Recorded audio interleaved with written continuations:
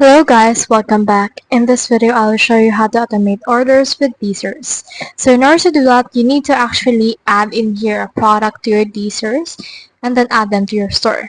So for example, let's search in here for a hat that we want to actually automate. Now once you have searched in here for hat, you should be able to find in here some hats that you can add for your list.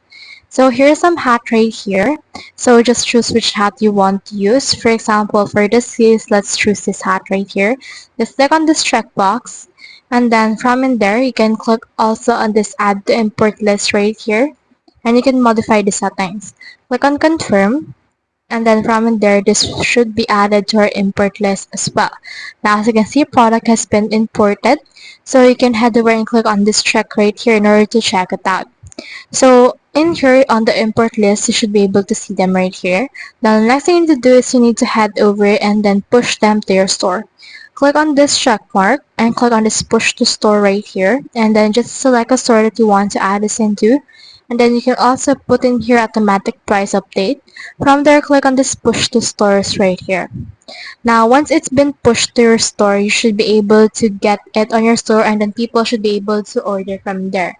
Now, once it's been published on your store, you don't need to worry anymore because whenever someone orders it, the people should be able to actually get it from Dsers and you don't need to do anything on that case.